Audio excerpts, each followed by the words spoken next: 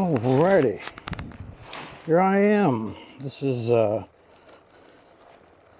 February the 15th, the day after Valentine's Day.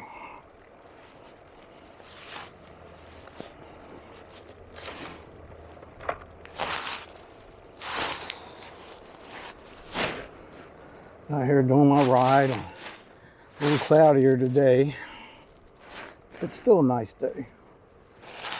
It was nice and cool this morning. The wifey and I got up early, got to the grocery store and did our weekly groceries. I like to go early in the morning, get there about 7-ish. Get it done and over with and go on back home. It's not very crowded at that time in the morning. Traffic's terrible. Traffic around here is getting to be like Houston and LA and Atlanta.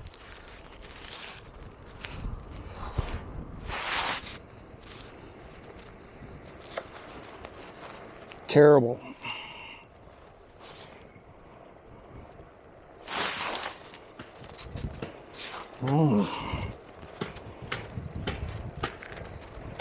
Reciting that place.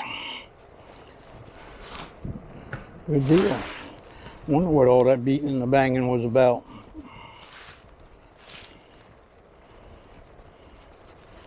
Now I know.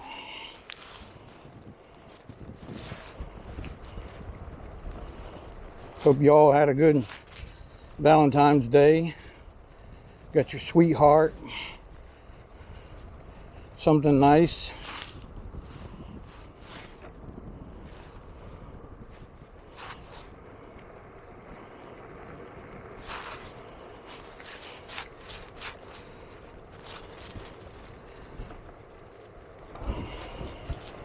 So I got my wife something real nice for Valentine's Day. Woo! The wind's just a howling.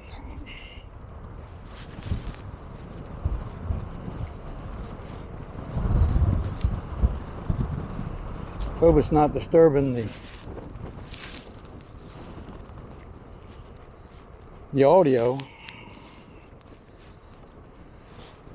But I'll find out when I get done. Check the video out. Yeah,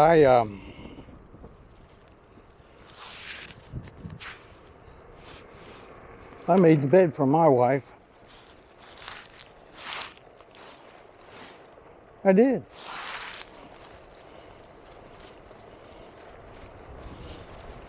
I made the bed for her. And she was happy.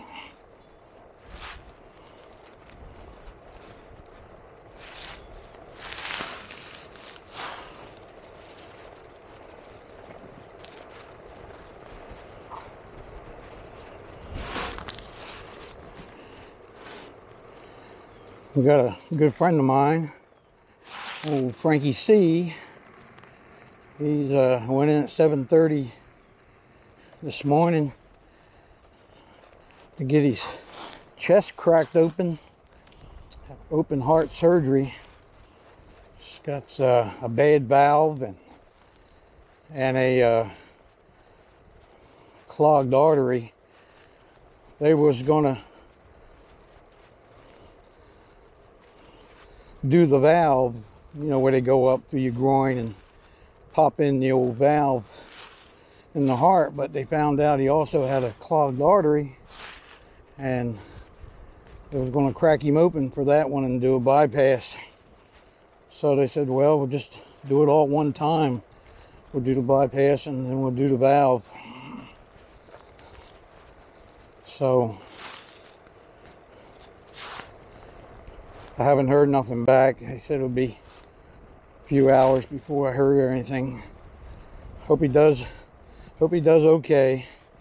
He was really struggling there. He said he just walked from one room to the other. It was just wear him out. And Frank tries to stay in halfway decent shape. He rides a bicycle, and big avid pickleball player. He used to be racquetball, and got into pickleball. I think he's about 75 years old. Professional musician.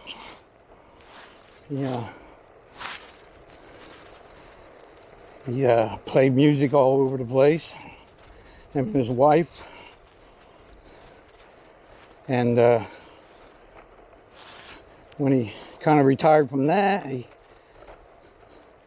opened up a small recording studio out of his home. And he recorded people. Did a good job. He's still writing songs. He's into that fusion jazz type stuff. And he's always popping out a song and sending it to me and to give it a listen to and tell him what I think. And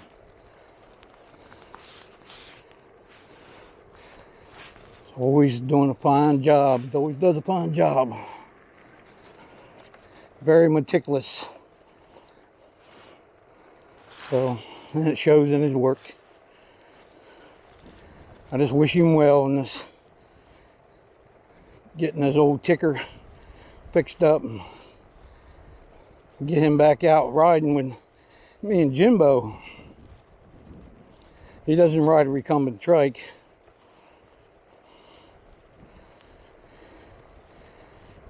He rides a bicycle.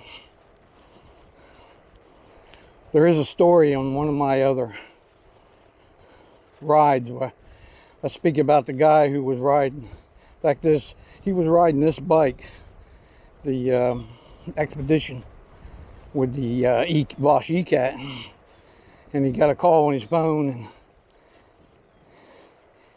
and he thought he could do the Flintstone foot stop, put his feet down, and drag him on the concrete, but he was going fast enough that he got the old leg suck where it sucked him up underneath the trike, and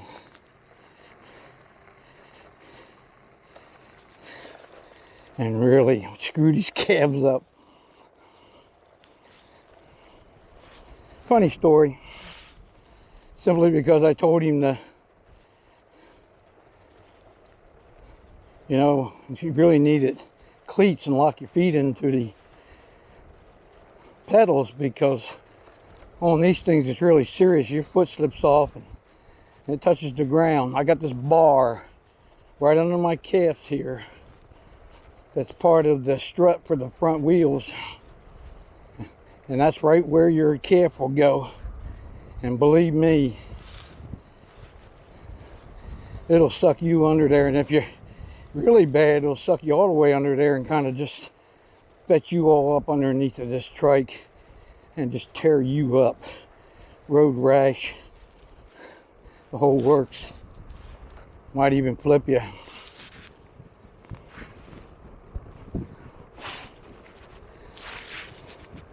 And that's not funny. And I warned him, and he said he's not going to do that. He knows better. He won't do that. Done it anyhow. There you go. So, needless to say, he doesn't want anything to do with recumbent trikes anymore.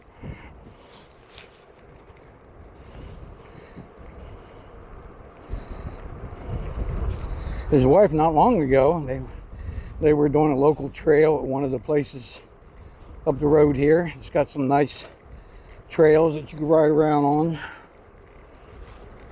I don't like to ride them because they're really not that big. They're more of a sidewalk to me. Sidewalk size, and you get people on there, then it gets a little crowded as far as I'm concerned. There you go. And well, they like to go up there and ride. And she kind of got fascinated with looking at something and slipped off the side of the concrete, and she went off the bike and right down on her knees, really boogered up her knee real bad. That's one thing about bicycles, you're up in the air, and when you fall, you're coming down pretty hard. Put your hands out. That's where you need the gloves. You know, I wear gloves, but they're just to protect my skin from the sun. You fall off of this trike,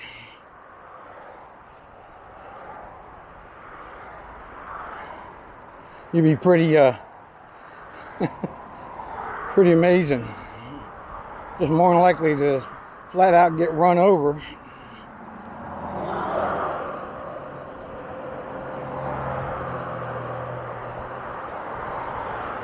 Then to fall off this thing.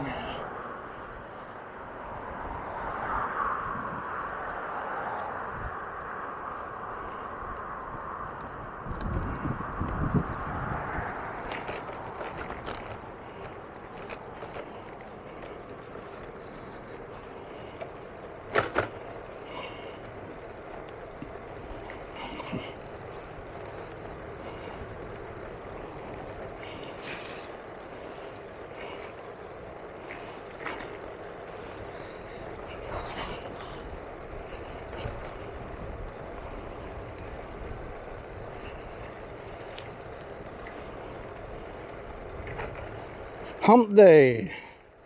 Today be hump day.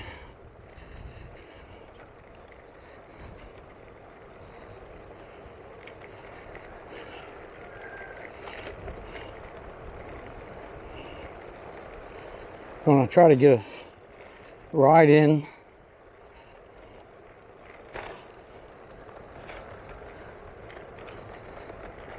I think Sunday, I'm gonna try to get a ride in Sunday.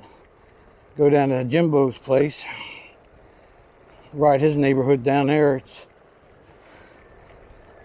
got some cool places down there. We got some places we end up out on the Tampa Bay down there, and that's a little entertaining. He doesn't have any really no elevations other than some bridges, little bridges we go over. Other than that, he's pretty darn flat. I go down there.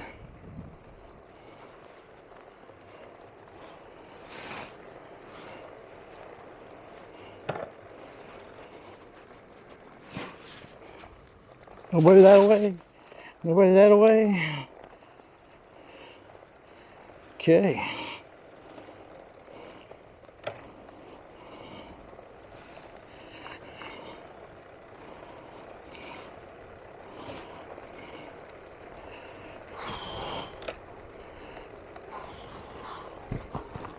Push my hat back up. The reason my hat slides down is because I got this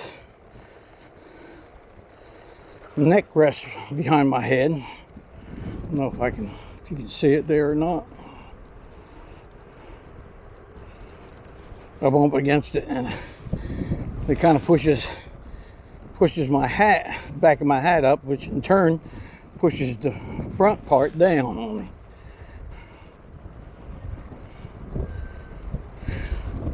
And I can see down the road just fine with this brim. I can see plenty. Now, if a airplane was falling out of the sky and going to crash into me, I wouldn't see it. I'd hear it. I have to get my neck up and lean backwards and push my head up. Maybe I could brim up, I could see it, but I can just see just about tree level up in front of me, ways up. Not to see the vehicles coming.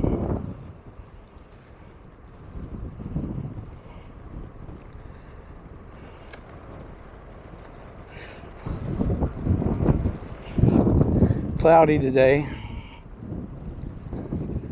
This is what it usually looks like down here in the old sand pile.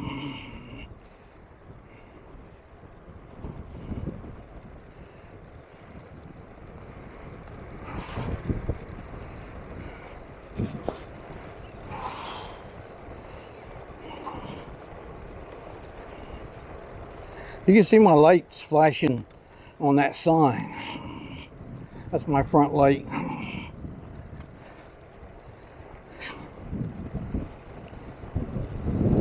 don't worry so much about the front light as I do the rear ones, because I do ride with traffic. It's considered a vehicle, so I ride with the traffic. So this car's coming up behind me.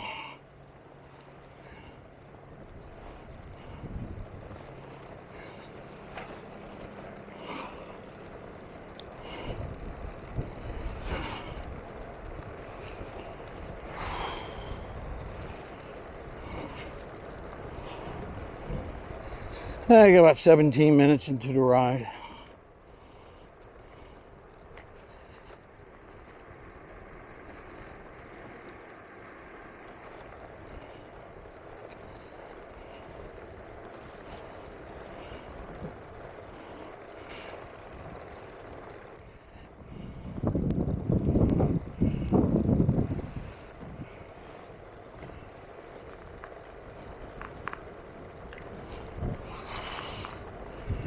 Fired up the old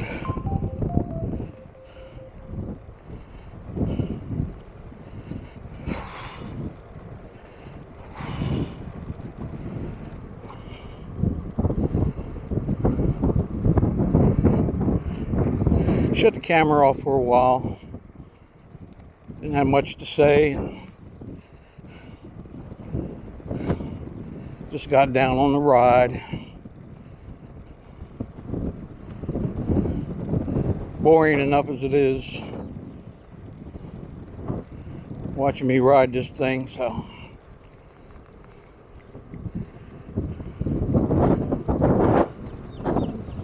as we would say back in the old days, burning film. Back in my photography shooting days, I shot weddings, and of course it was on film, and the old saying was, film's cheap, shoot plenty.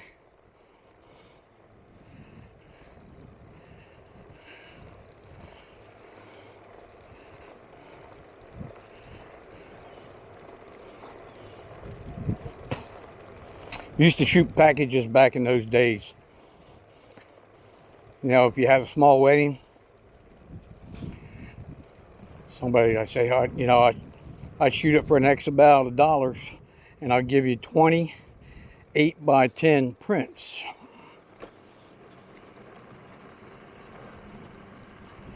Plus a 11x14 print of the bride and groom, and 28 by 10s.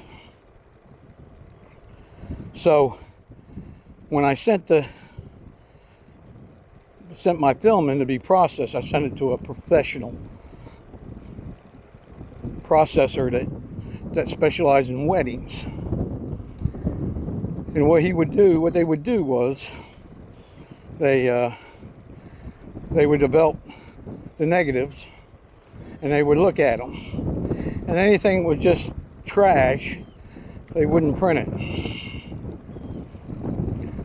and anything that looked like it was going to be a halfway decent picture, they would print it 8x10. So I never gave, you know, proofs out, you know, where you would check, you know, a whole bunch of little pictures that were proofs, and you pick out what you wanted from it. Never did that. Would just have all 8x10s made of pictures that was worth, that they were, and they were damn experts, and they did a good job. 8x10s. So I'd have about maybe 100 pictures, 8x10. I got a deal on them. They gave me a deal if I would do it that way. Pictures cost me actually like a few cents each if I bought them like that. And I would call the client and tell them and say, look, I want to make an appointment to come to your house and show you the photographs, bring you the photographs, and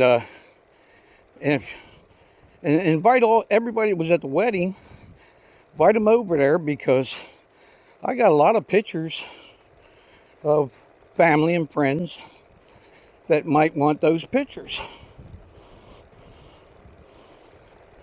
And of course, now when I shot the wedding, I took pictures of everybody, all the little kids, all the aunts and uncles. I'd set them up good too, man. I mean, I'd pose them and take some real good pictures of them. And so it'd be like maybe on a Saturday night, everybody get together. I show up. I come in there and I got this stack of like 100 8x10s. I set them on the table. Told the bride and the groom. Of course, you're basically talking to the mother of the bride. That's the one who you're talking to. She's the head dog on that team. And say, pick out 20 of them, you know. And usually I have about 3 11x14s.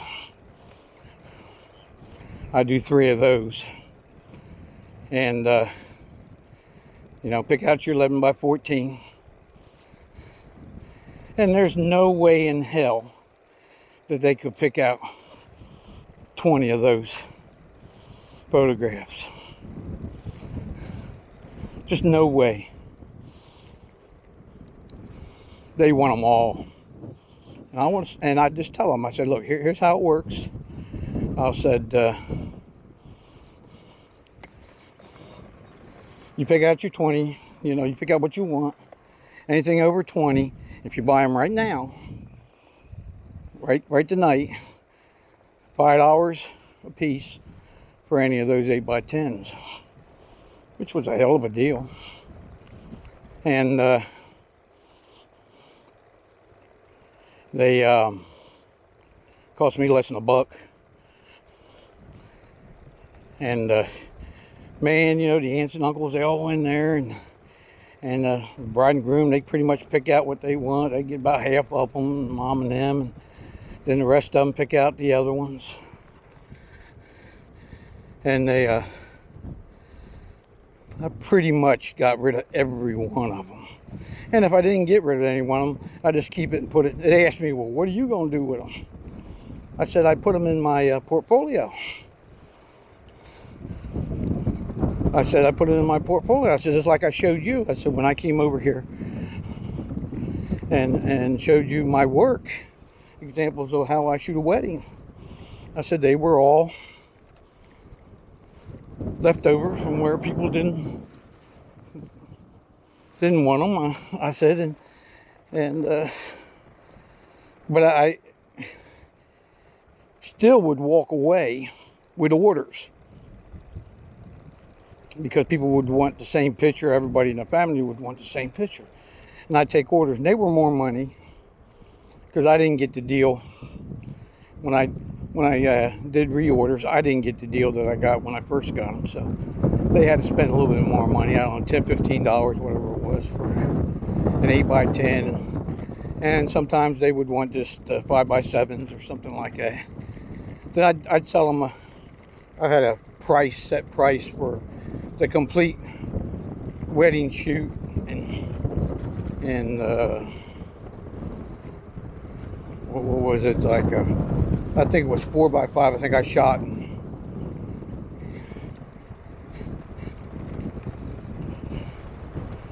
I think I shot on 2-inch film. Had a Graflex wedding camera back in them days. I think I shot on 2-inch film. So I would sell it to them, a whole thing, like a 4x5 set of everything in the wedding for X amount of bucks. And they would buy that. Shot the wedding. Shot the wedding basically cheap. Gave them a good price on the wedding and was hoping on the extras.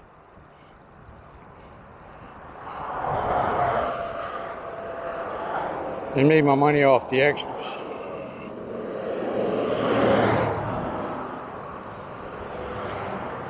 But I tell you, hated weddings.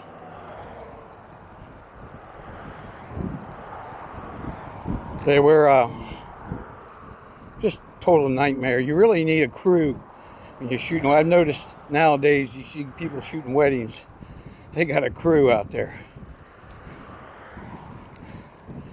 You know, you need somebody to handle the crowd, to handle the people.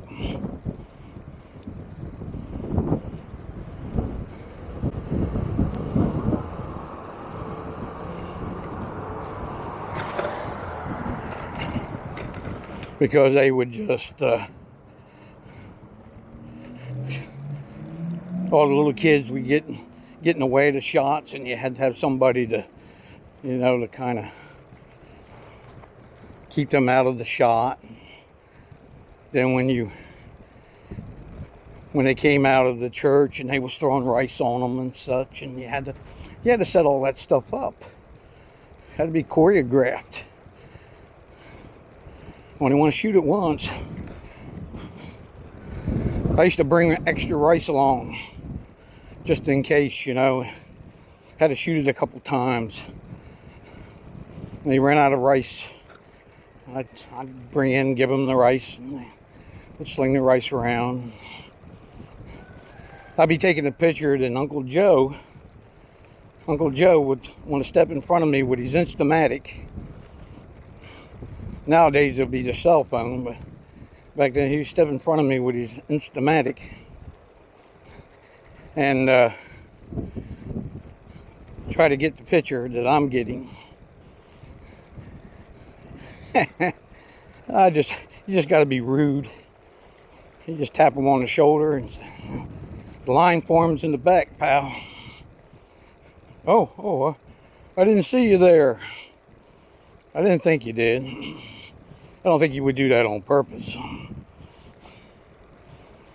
But tell you what was a cool one. Went to a wedding. Most times I was invited to the wedding, they wanted me to shoot the wedding, you know. And I would tell them, I said, "Look," I said, "I'll either come to your wedding as a photographer, or I come to your wedding as your friend. And if I come as your friend or a relative, I'm not bringing my camera. I want to enjoy myself. I want to enjoy your wedding. So I don't get to do that when I have a camera." So I went to a friend's wedding they had, and we get to the reception. They had a photographer. The photographer shot the main wedding at the church. And when we went to the reception, all the tables that we were sitting at had an Instamatic sitting on it. And had a little note on it. "Please use this camera. Take pictures of whatever you want to take pictures of, and just leave it on the table when you're done." I thought that was just genius. It was great. You know, everybody walking around with this little Instamatic, snapping pictures of everybody else, getting all these crazy pictures that you would never get from a professional photographer. And They had about 50 of those suckers out there. Took them in and had them developed. A lot less expensive than having a photographer shoot the thing, the reception. So spent the money on the photographer at the wedding, at the church. Had all these little Instamatics, all these little pictures. Of course, you get a bunch of junk pictures, bad pictures, but man, even if you got one, all the people act silly at the tables and stuff like that that you just can't get to. Nowadays, you have a photographer, then you have a videographer, and you have your drone pilot.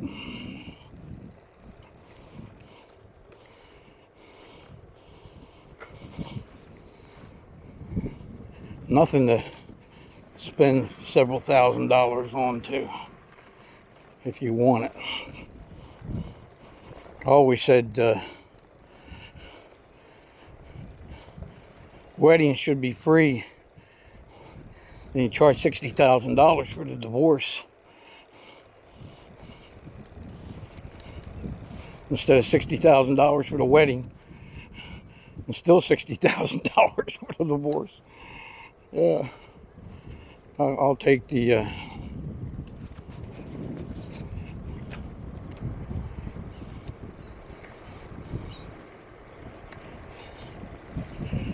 it's a shame.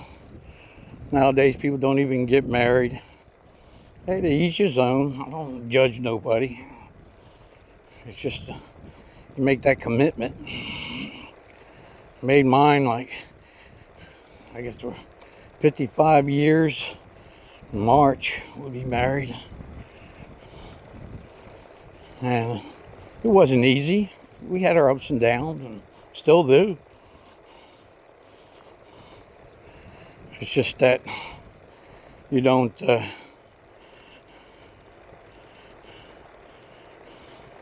unless you really, I know some people that married some real bad people. Okay, there are bad marriages out there. Real bad people. But if you're just divorcing because you think the grass is greener on the other side of the fence, then you're in for a rude awakening. Had a friend of mine divorced, two of them, to be honest with you, two friends that divorced their wives of like 25 years and wanted the party girl. Man, I want somebody I can go out to the bar with and I can drink with and dance and have party, and instead of these old stuffed shirts that I'm married to.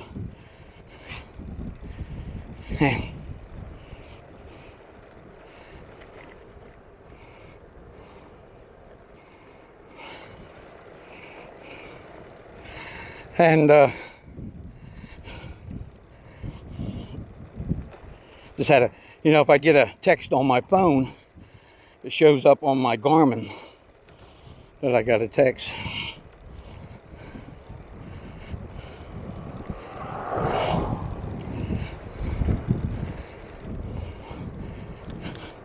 Go back to my friends. They got themselves some party girls, younger party girls, and both of them basically said the same thing. It was fun at first, but they just never wanted to stop. They just party all the time. He said, I can't keep up with them. Just can't keep up with her. And they just drink too much. Now they're drinking too much. They're just drunks. Well, yeah, that's what you married. That's how you met her.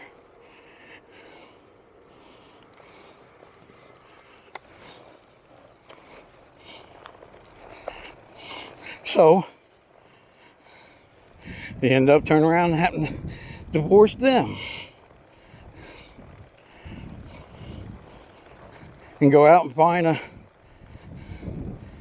find somebody that's not a party girl, let's put it that way.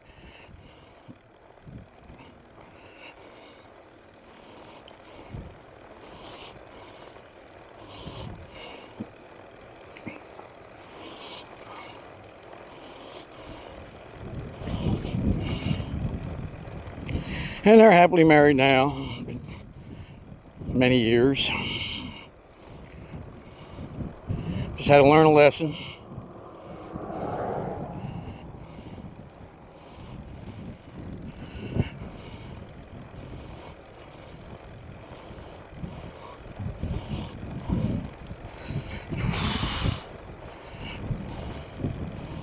My wife, no party girl. Oh, she can go out and have fun. We hop on the old Harley and ride over to Daytona. Do bike week over there. Just have a grand old time. Have friends. Plenty of friends that rode scooters. And we go over there and party hardy.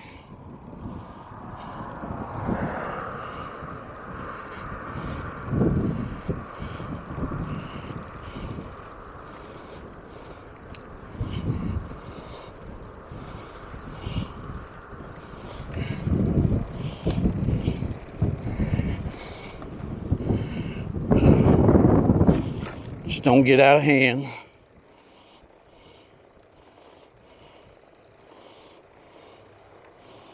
Pretty much what we do is get ourselves a motel as close as we can. To a bar. And we go do our bike thing, you know, of course. Bike week's pretty big. You got quite a bit of distance to ride. Cabbage Patch, and you went up to the Iron Horse. It's up in Orange County, up near the racetrack. And you had downtown Main Street. So, you know, you would ride around. We wouldn't.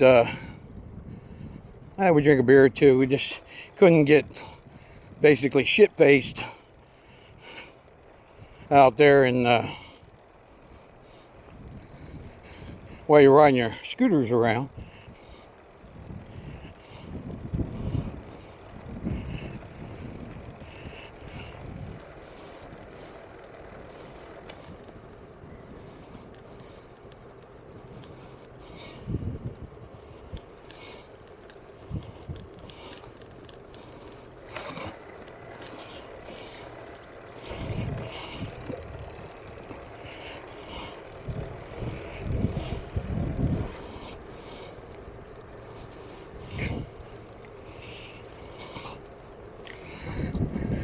So we got done for the evening. I mean, we ride around, do our thing, then we come back to the motel.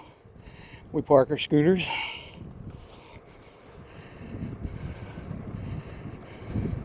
Walk across the street or wherever it is to the bar.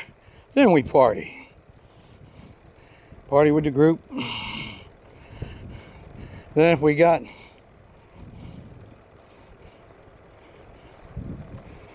what you call inebriated,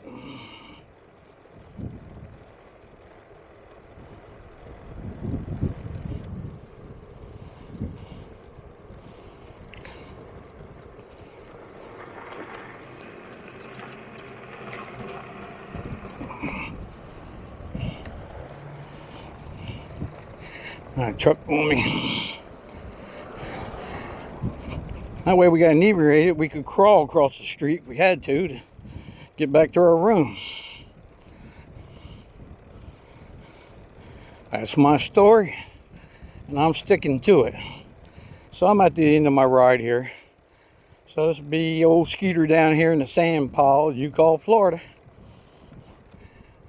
At the end of the ride, know what? He be gone.